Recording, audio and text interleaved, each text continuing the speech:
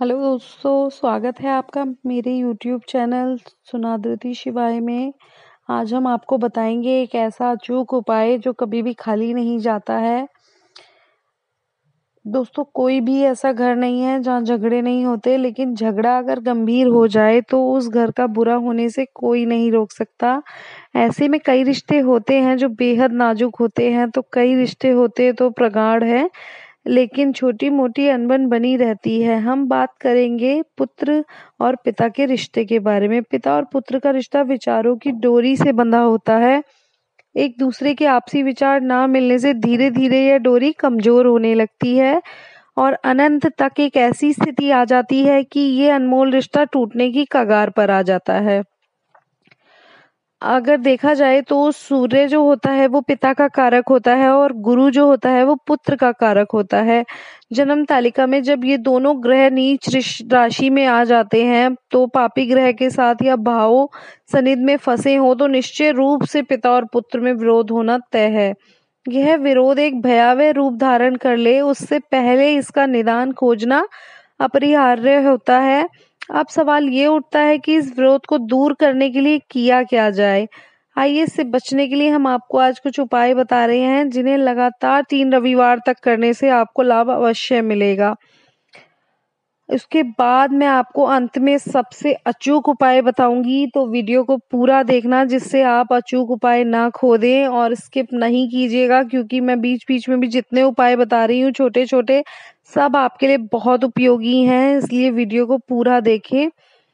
तो आइए बताती हूँ मैं आपको इस बारे में। अब पिता की ओर से अगर विरोध चल रहा है तो ऐसी दशा में क्या हमें करना चाहिए।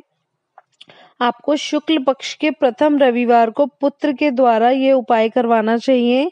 1.25 किलो गुड़ को बहते हुए जल में प्रवाहित करें। लगातार 3 रविवार ये उपाय आप करें, ये उपाय बहुत कारगर है। उसके अलावा पिता प्रत्येक शनिवार को पीपल के पेड़ पर मीठा जल और सरसों के तेल का दीपक जलाएं और पीपल के पेड़ पर सरसों के तेल की धार गिरानी है, जिससे पिता और पुत्र में चला आ रहा विवाद शीघ्र ही खत्म हो जाएगा। ये उपाय पिता को करना है। उसके अलावा हम बात करते हैं सूर्य देव की पूजा की, तो पुत्र के हाथों नियमित रूप से गुड़ मिश्रित जल सूर्य देव को चढ़ाने से विरोध दूर हो जाता है।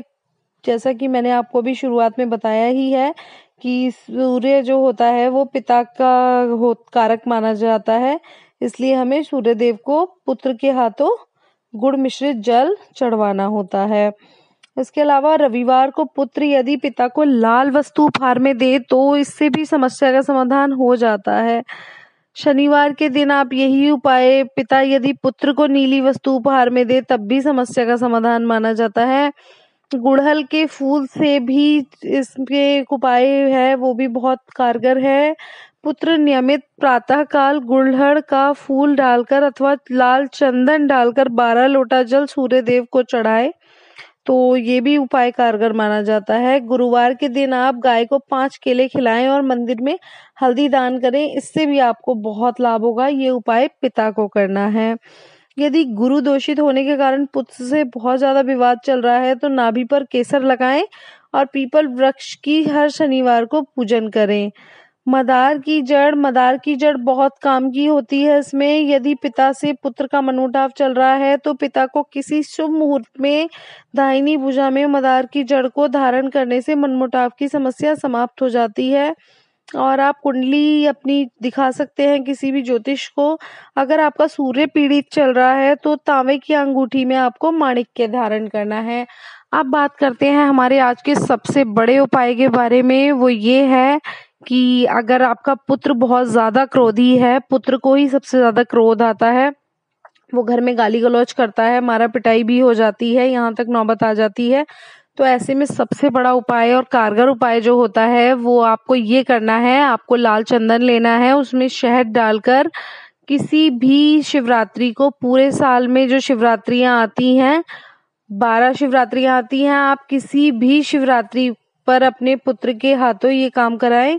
लाल चंदन और शहद का जो लेप बनेगा उससे शिवलिंग का पूरा लेप कराएं और शंकर जी से कामना करें कि ये जो मनमुटाव, ये जो क्रोध हमारे पुत्र को आता है वो समाप्त हो जाए, और जो चंदन का लेप कराना है वो आपको अपने पुत्र के हाथों कराना है।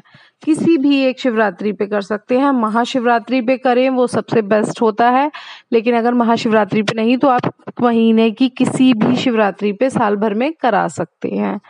उम्मीद है मेरी वीडियो आपके लिए हेल्पफुल होगी, और कुछ जानकारी आपको चाहिए तो आप कमेंट में लिख सकते हैं। ओम नमः शिवाय।